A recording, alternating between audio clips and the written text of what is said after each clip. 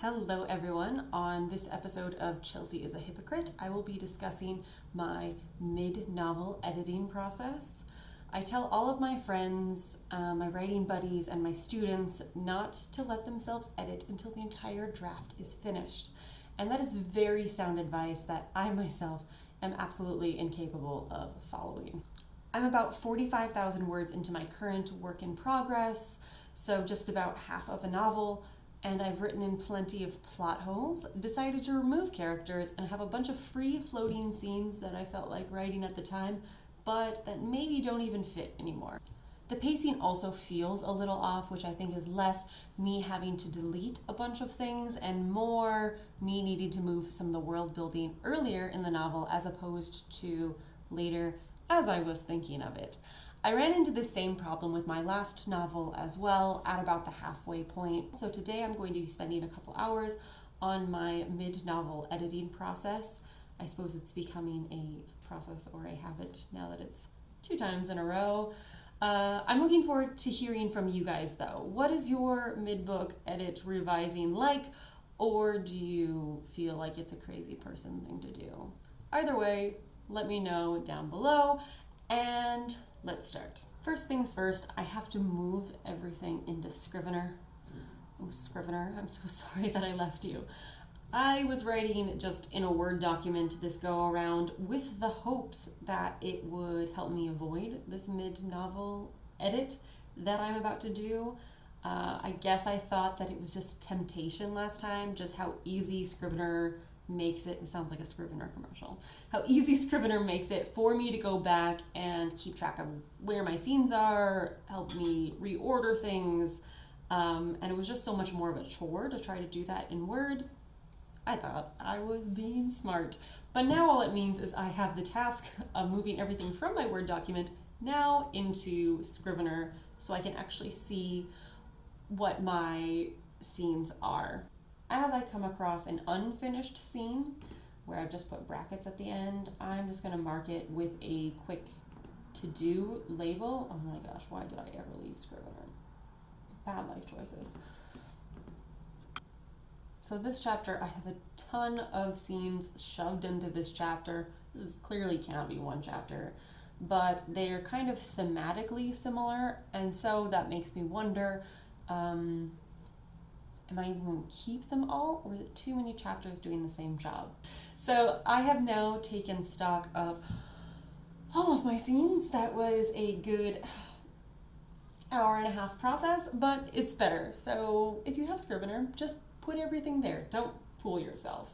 Now that I know what scenes I have, I need to re-outline. This is my previous outline.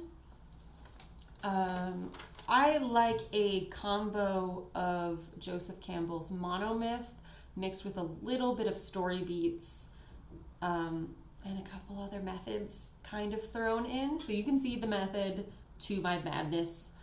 I'm going to be redoing it, so I'll show you what I do there. Okay, so let's put it here. We'll make it more beautiful this time. Organize my life. The way I start is I need, of course, my graphic. So I'm going to draw my graphic here, and I separate it into 3 chunks. Now, I like to write how many words I'm giving myself in each. The goal of that was to just remind me to keep it succinct, hopefully end with only 80,000 words so that I had more to play with, because the problem last time is I went really long on scenes that I was not willing to give up, or it took me a long time to be okay with giving them up. So I said, go on the short side, and then you can have space to add scenes in and expand on scenes, which I feel like I always need to do. I feel like I use all of the words that one would accept for a debut novel, and then I don't have any space to play and add things that I really want. So keep it short and sweet. So we start with the status quo. I do the call to adventure. It's not a good story without the refusal to the call. Assistance. We crossed the first threshold. Then we've got promise of the premise. I'm going to do meeting with the goddess, temptation, crisis, atonement with the father. Again, another one I don't often use, but given the story, I think it really fits. Then back to some story beats with all is lost, a good dark night of the soul, break into 3, finale, and final image. I like it this way because it keeps my resolution nice and short. I love a short resolution. We've gotten through, I know you're gonna be fine, don't drag this on, don't milk it for all it's worth, just get me to the end, and I'll imagine the rest myself, so thanks. I also need to put in the B story. This is where it gets weird, but I like it this way. That I'm going to have the B story just kind of float along on the outside because it is on the periphery, more or less. So I'm going to put that on the outside to mark those scenes as a little bit separate, but it still lets me put them in the order of where I want them. So it gets a little bit Freytag pyramid-y there, but beautiful. I like it. So that's that there. So all I'm going to do now is put those in, try to decide what am I going to keep from my old one and what needs to be brand new.